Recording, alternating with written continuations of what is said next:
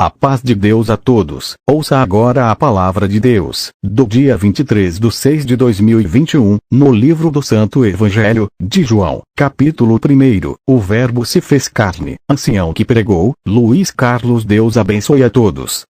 Queridos irmãos, aguardemos em comunhão que por um dos servos de Deus, Senhor nos enviará o conselho da sua santa palavra. A palavra da vida. Irmãos, servos de Deus, que o Senhor ponha avante a palavra verdadeira, por favor. Irmão Domênico está aí na frente o primeiro. Marquinhos, a palavra. Valdir, Figueiredo, Prival. Outros aí, servos de Deus, tantos. O irmão Santino tem a palavra, venha servir a Deus, né? Irmão Luiz, venha servir. O irmão aí de Ponta Grossa, Ciremon, Bezerra, caro irmão, outros tantos que estão aí. Irmão Luiz, sirva.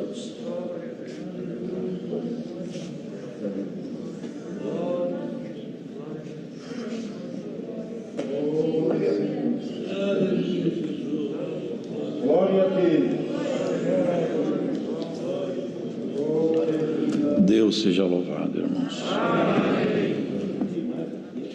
Façamos a leitura, onde o Senhor tem trazido adiante, no Evangelho narrado por João, no capítulo 1. João, capítulo 1.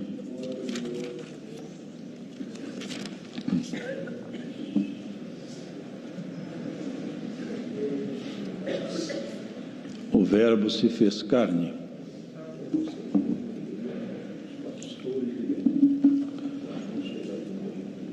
No princípio era o Verbo, e o Verbo estava com Deus, e o Verbo era Deus. Ele estava no princípio com Deus. Todas as coisas foram feitas por Ele, e sem Ele, nada do que foi feito se fez. Nele estava a vida, e a vida era a luz dos homens. E a luz resplandece nas trevas, e as trevas não a compreenderam. Houve um homem enviado de Deus, cujo nome era João. Este veio para testemunho, para que testificasse da luz, para que todos crescem por ele. Não era ele a luz, mas para que testificasse da luz. Ali estava a luz verdadeira, que alumia todo homem que vem ao mundo. Estava no mundo, e o mundo foi feito por ele, e o mundo não o conheceu. Veio para o que era seu, e os seus não o receberam. Mas a todos quantos o receberam, deu-lhes o poder de serem feitos filhos de Deus, aos que creem no seu nome, os quais não nasceram do sangue, nem da vontade da carne, nem da vontade do varão, mas de Deus. E o Verbo se fez carne e habitou entre nós. E vimos a sua glória, como glória do unigênito do Pai, cheio de graça e de verdade. Amém. Amém. Amém.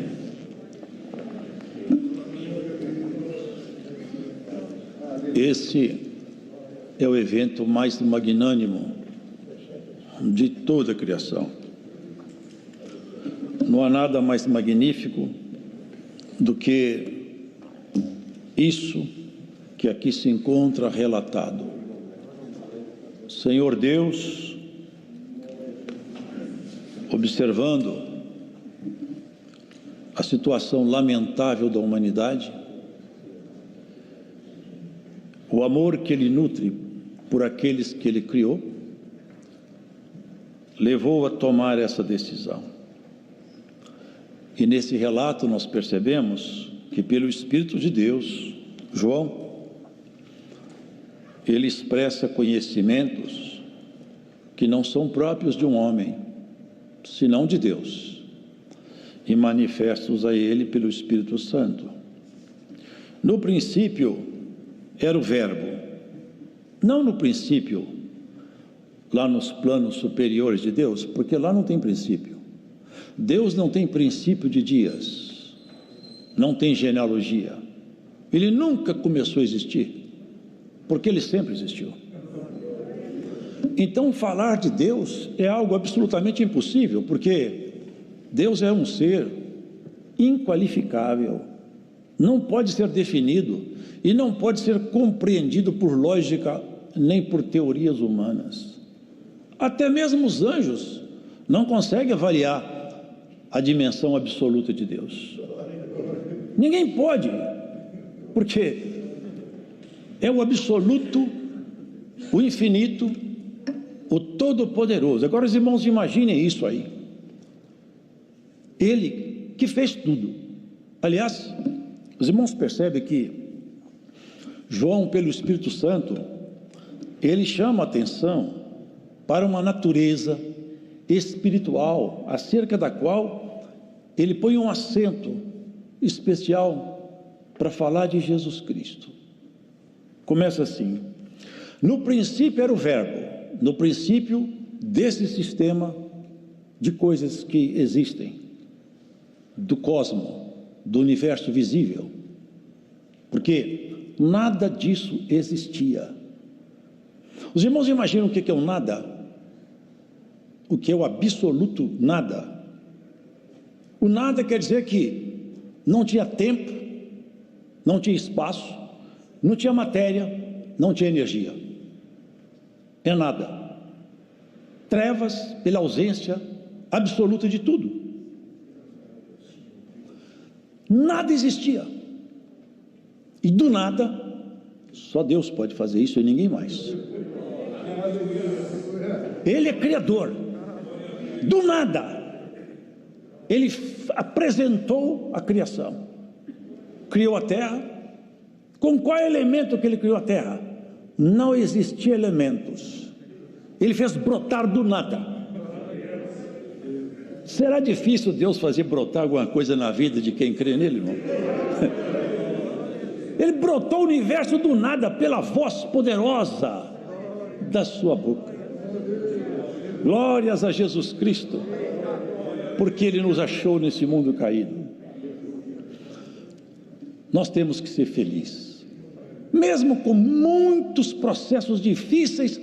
Nós temos que ser felizes, porque o Senhor nos achou, nos tomou pela mão e nos adotou.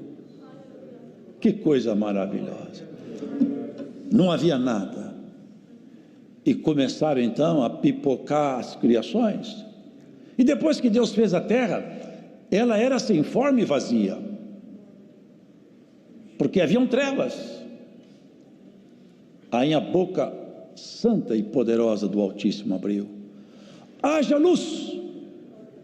E é exatamente essa tônica de João, de associar Jesus com a luz, porque sem luz, se não houvesse luz, nem as obras que Deus fez seriam reveladas, estariam ocultas e mergulhadas na escuridão.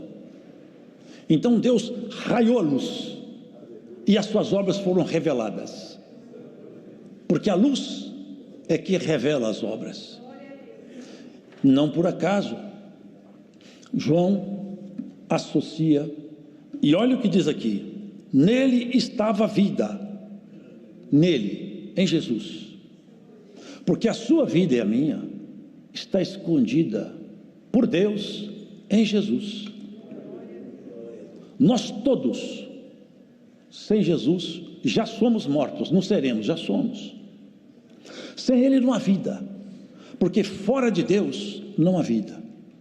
A vida está nele, até a nossa vida biológica, mas aqui se fala da vida espiritual. Tem uma passagem, acho que é Isaías, que fala assim: os que se estavam assentados, é uma linguagem espiritual, descansando ali no vale e na sombra da morte, a sombra já é treva, viram uma grande luz raiar. Foi quando Jesus começou a abrir a sua boca santa, com 30 anos, e começou a expor as belezas escondidas da criação e a propor uma reconciliação com o homem. E aqueles que estavam sentados na morte saíram da sombra da morte e foram para a luz da vida. E bem-aventurado é aquele que sai da sombra da morte e aproxima-se da luz da vida. Jesus é a luz do mundo. E olha que fala: nele estava a vida, nele estava e nele está a vida. Você é vivo e viva porque Jesus habita em você. Se Jesus sair de você ou de um de nós, nós somos mortos. Lá em Salmo está escrito assim, numa linguagem muito espiritual: na mansão dos mortos ninguém louva a Deus, nem aqueles que descem ao silêncio. Os irmãos entendem essa linguajar? Na mansão dos mortos ninguém louva a Deus. Esse mundo inteiro é chamado de mansão de mortos. Aqui ninguém louva a Deus, louva a si mesmo, louva a sua própria inteligência, a sua formação acadêmica, sua conta no banco, a sua beleza física, a sua força física, a sua astúcia. Mas bem-aventurado é aquele que louva a Deus. Aleluia. Até está escrito: se alguém quer se gloriar em alguma coisa, glorie-se nisso, em me conhecer, diz o Senhor. Essa é a sua glória, conhecer o Senhor. Tem pessoas que batem no peito: eu sou assim, eu tenho isso. E nós podemos bater no peito: eu sou um miserável, mas o Senhor me achou, o Senhor me encontrou. Glórias a Jesus Cristo por isso, porque agora nele eu tenho nome, não aqui, lá nos espaços superiores da criação. Você sabia que lá tem um registro lá, e o nosso nome está lá, no livro da vida. Brevemente seremos chamados para conhecer esse nome, escondido simbolicamente numa pedra branca. Olha, irmãos, nele estava a vida, nele estava a vida, e nele está a vida. Todos que se achegam a ele, eles revivem, tornam a viver. E olha que coisa que diz aqui: a luz resplandece nas trevas.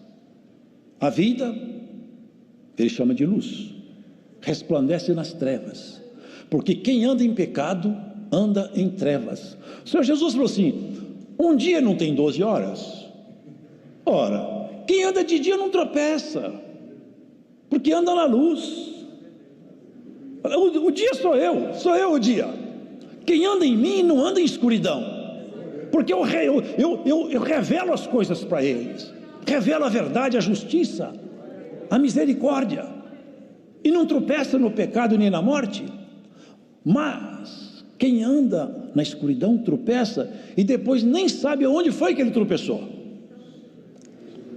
Esse dia, ele falava de si mesmo: eu sou o dia, quem anda em mim não anda no escuro. Um dia tem 12 horas, e esse grande dia aqui escolheu 12 ponteiros para iluminar, passar para eles a palavra, 12 apóstolos, e assim começou o dia a raiar na escuridão do pecado.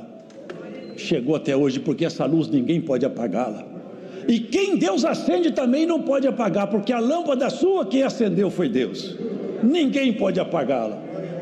E se a luz de Deus está em você, você não andará em trevas, e seu futuro não será de trevas, mas será de luz. Os irmãos, vejam que aqui fala uma coisa tão triste, porque ela persiste até hoje. A luz resplandece nas trevas, e as trevas não a compreenderam. Trevas pode compreender alguma coisa? Trevas significam ausência de luz. Se apagarmos todas as luzes, fica aqui treva. A treva não é uma presença em si mesma, é ausência. A ausência de Deus é trevas. E aonde Deus se ausenta, a treva fica ali, a treva do sentimento, a treva das obras, a treva do destino final. Aonde a luz de Deus está acesa em Jesus, tem permanentemente o bem, a misericórdia, a temperança, a justiça, a persistência, a fé, a certeza de que tudo vai terminar bem, porque estou com o Senhor Jesus. Aqui no mundo as coisas começam bem. Quantas pessoas fazem da sua vida uma farra? Tudo para eles é festa. Riem da eternidade, fazem chacota da santidade, brincam com a palavra. Mas logo ali na frente, uma sepultura fria, solitária, guardará seu corpo e sua alma terá que permanecer em cadeias até o dia do juízo. No dia desse terrível encontro, ninguém vai bater no peito e falar assim: eu sou fulano de tal, que até Satanás se esconderá. Glórias ao Senhor Jesus Cristo. Até ele tem medo desse dia, porque está escrito: saber que é um só Deus, até os demônios sabem e estremecem de medo. Mas esse dia para nós será de luz e não de treva, de alegria e não de tristeza, porque o Senhor já te vestiu com a alegria da salvação. As trevas não compreenderam a luz. Portanto, nós percebemos que aqui o linguajar é o coração do homem, é da mulher. As trevas olharam para a luz e falaram: eu não gosto da luz, eu prefiro as trevas, porque as trevas revelam as minhas obras más e eu não quero que elas sejam mostradas em público. Mas os pequenos, os cansados, os machucados pela vida, os ressecados, os mancos, aleijados, falaram: vem cá me iluminar que eu estou no escuro, eu cansei de andar na escuridão, eu quero luz. Aleluia. Essa palavra pega alguém da escuridão e vai iluminar a sua vida. Glórias. Eu sinto o Espírito de Deus aqui, irmãos. Aleluia. Essa luz que pega alguém que está na escuridão, pega você que está no claro e te clareia mais ainda. Você não anda sozinho, o Senhor está contigo. Você nunca andou sozinho, porque o Senhor nunca te deixou. Se o Senhor te deixasse um segundo, você teria sido tragado vivo, levada viva. Como diz o salmista: se não fosse o Senhor que andou do nosso lado, há muito tempo nós teríamos sido tragados vivos, e as águas altivas teriam passado por cima de nossa cabeça. Glórias a Jesus Cristo, porque nós não estamos só. Solidão, a ausência da luz é horrível demais. Eu cuido comigo. Pode parecer até pesado o que eu vou pregar aqui, mas eu tenho certeza que eu estou com a inspiração de Deus. Até os demônios que andam pelos cantos provocando tanto males, eles devem chorar pelos cantos escuros por onde ele anda, porque um dia conheceram os lugares claros da luz e foram lançados nos abismos das trevas. E nós vivemos aqui nesse lugar caído, um vale de lágrimas, cheio de problema, de guerra. Mas você vai ser levado para o ambiente da luz eterna. E embora você chore e lamente a sua sorte, mas sobre a sua cabeça a lâmpada está acesa. Não há quem a apagará. E tem muita lâmpada apagada aí tentando ensinar os outros. Mas nós fomos acesos pela misericórdia de Jesus Cristo. As trevas não a compreenderam.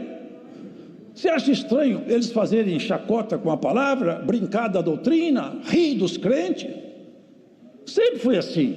A treva não gosta da luz. Mas você voltou-se para a luz e nunca mais você vai apagar. A hora até passou, mais um pouquinho só. Os irmãos, prestem atenção. 2 exemplos aqui para terminar a palavra. Olhem bem como essa questão ela é cheia de significado. Moisés, nós cremos que Moisés escreveu esses livros aqui, o Pentateuco e mais algum, talvez o de Jó, e tem base para nós crermos isso, porque em Gênesis tem um ponto lá que fala, mas não dá para citar aqui agora, mas dá uma ligação. Esse livro foi escrito por Moisés.